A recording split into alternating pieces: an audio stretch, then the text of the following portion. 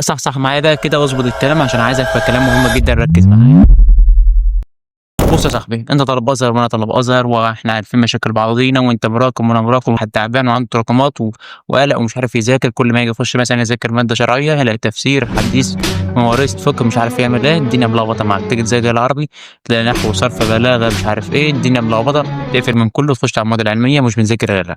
طول الاسبوع بيعدي مش بنذاكر المواد العلميه بس، عشان هم اللي بيهتموا بينا، هم اللي بيتصلوا بينا عشان المنصات والكلام ده كله، وانا عارفك كويس. لما تيجي تذاكر عربي مش عارف تذاكر عربي لان الدنيا معاك بايظه خالص ومش عارف تعمل ايه فيه. ده غير الشرع اللي مش بتفتحه خالص من ساعه ما بدانا السنه اصلا، وركنه على جنب وسايبه، والسنه بتجري واحنا دلوقتي بقينا في شهر 10. انت متخيل يعني باقي 8 شهور بالظبط على الامتحانات؟ احنا امتحاناتنا 30/5، خليك فاكر دي اوعى تنساها، امتحانات 30/5.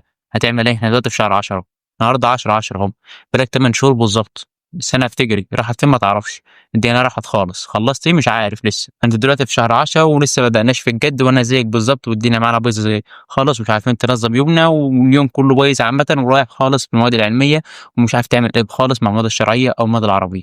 واكيد عملت لنفسك جداول كتيره قطعتها ومش عارف تمشي عليه، والدنيا بايظه معاك مش عارف تعمل ايه، وخلاص جطيت من الثانويه الازهريه اصلا، وقلت هسيب السنه ومش عارف ايه. لحد ما لقيت لنفسي جيتر هو اللي ظبط الاداء كله، وجربته اسبوعين سلام، الدنيا معايا تمام وزي الفل، وظبط معايا الاداء كله. خلي بالك ان السر مش ان انت تذاكر ال 12 ساعه، المهم ان انت تنظم ال 12 ساعه. خليك عارف الكلام ده كويس. ففك بقى بالكلام ده كله ده، وانا جبت لك الحل يا معلم، وكمل معايا الفيديو لحد النهايه عشان الفيديو فعلا مهم جدا جدا جدا. ولو تعرف اي حد في ثالثه ثانوي وازهر شير له الفيديو ده، مش بس في ثالثه ثانوي وازهر، هينفع برضه في ثانيه ثانوي وفي اولى ثانوي. فانت لو تسمعني وانت اولى او ثانيه هينفعك جدا، ويا ريت تلتزم قوي بالكلام ده عشان ده اللي هينفعك في سنه ثالثه. فيلا بينا، وما تنساش تعمل سبسكرايب طبعا، وصل على النبي الصلاه والسلام، وحط لايك للفيديو ده عشان ينتشر، شير لاي حد تعرفه. كلام مهم جدا بصراحه. طبعا غير كلام كتير، يلا بينا عشان هظبط لك يومك من اول ما تصحى لحد ما تنام. ولا بص يا صديقي، كده الجدول المعمول خلينا نشرحه اجمالا قبل تفصيل. معلش لو اتكلم بسرعه عشان الفيديو يخلص، انا ورايا حاجات وانت وراك برضه حاجات. في البدايه اليوم بتاعك منقسم الى 3 مراحل. منقسم بيبدا من الفجر، ولو انت تصحى الفجر يبقى لازم تصحى الفجر، عشان ده الواقع اللي انت فيه. انت ثانويه ازهريه، لازم تصحى الفجر عشان يبدا يومك، عشان يعرف تظبط الاداء بتاعك. لو انت مش بتصحى الفجر يبقى لازم تصحى الفجر. اول حاجه يومك بيبدا من الفجر، ماشي يا عم الحاج؟ معاك من الساعه 5 لحد الساعه 10 او حوالي الساعه 9، دول او حوالي من 4 ل5 ساعات تقدر تذاكر فيهم اي ماده عربيه او شرعيه، لان الوقت ده هو الوقت بتاعك حفظ. وقت الحفظ من اللي هو فتره الفجر لحد الصبح على طول، دي فتره حفظ. ذاكر في اي ماده شرعيه وعربيه اللي تعجبك فيهم. انا عن نفسي ببدا بماده شرعيه عشان بحب فيها حفظ كتير جدا، فبحب ابدا في الماده الشرعيه. بعد كده الفتره الثانيه اللي هي من الساعه 10 لحد الساعه 1 الظهر، عندك حوالي من 4 ساعات تقريبا او 3 ساعات وشويه. فدي فتره كويسه جدا تذاكر فيها برضو اي ماده. العربيه اللي هي الثانيه، انت ذاكرت الماده الشرعيه في الفجر والماده العربيه بعديها، او ذاكرت الماده العربيه في الفجر وذاكر الشرعيه اللي بعدها، ايا كان. فانت عندك 4 او 3 ساعات تانيين من الساعه 10 لحد الظهر تقدر تعمل فيهم اللي انت عايزه، تفطر مثلا وتكمل عادي في الماده الشرعيه والعربيه. الفتره الثالثه من بعد الظهر لحد المغرب، ما عندك من بعد الظهر لحد المغرب افرم فيها اي ماده ثقافيه. اي ماده ثقافيه تقف قدامك افرم فيها في الوقت ده، لان الماده الثقافيه كلنا عارفين ان محتاجه وقت كبير، ومحاضرته اصلا بتبقى طويله ومحتاجه حل كتير، فخد فيها الوقت ده. تقريبا عندك من بعد الظهر لحد المغرب ده حوالي 6 ساعات او 5 ساعات او 7 ساعات، ما يلي ذلك حاجه قريبه زي كده، فافرم فيها اي ماده ثقافيه. فخلاص انت كده عرفت يومك هيمشي ازاي، ماده شرعيه، ماده عربيه، ماده ثقافيه. تعال بقى نشوف الجدول تفصيلا بعد اجمال. ده الجدول يا صديقي، وهنمشي فيه 3 مواد، ماده شرعيه، ماده عربيه، ماده ثقافيه. تعال نمسك اول يوم واشرح لك، اقول لك هتعمل فيه ايه والدنيا هتبقى عامله ازاي معاك. اليوم الاول واللي هو يوم السبت عندك فيه توحيد ونحو وكيمياء. طبعا انا عامل الجدول يناسبني انا، طبعا انت اكيد غيري عندك عايز تبدل بقيه المواد عادي مفيش مشكله، بس هتبقى برضه ماشي على السيستم ده اللي هو ماده شرعيه، ماده عربيه، ماده ثقافيه. عايز تبدل انت بقيه المواد عادي، انا عامل جدول بيناسبني انا.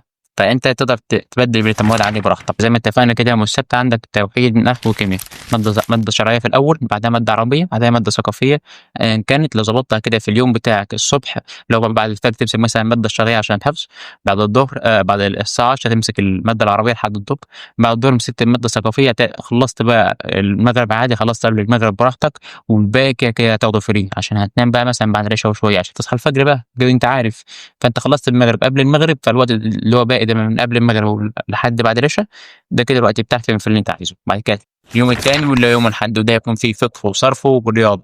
التلاتة دول مادة عربية، مادة شرعية، مادة ثقافية.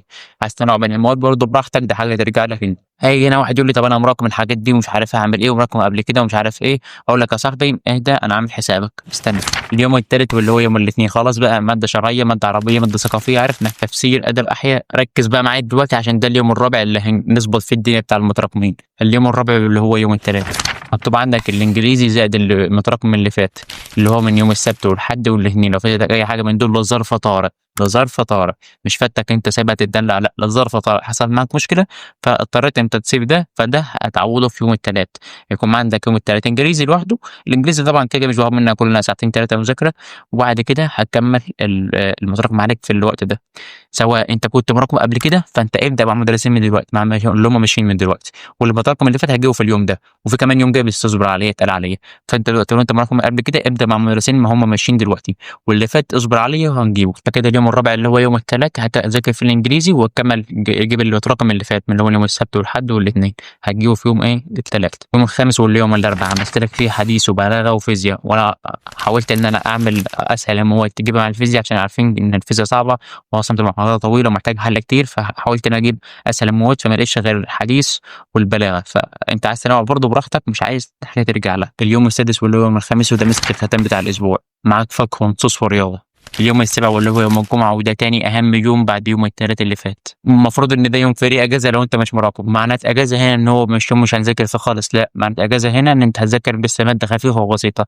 زي حاطط لك عندك الجيولوجيا، مادة خفيفة وبسيطة وبتاخدها في وقت مش بتتلم في ساعتين حرفيا، مادة حلوة جدا والله بصراحة. أنتم عندك في الجدول الجيولوجيا والتراكم من اللي فات، يعني أنت رقمت من يوم التلات اللي هو كان فري وكان فيه بتاع تراكمات من يوم التلات لحد الجمعة اللي انت رقمته، يعني اللي التلات والاربع والخميس دول هتجيب في يوم الجمعه.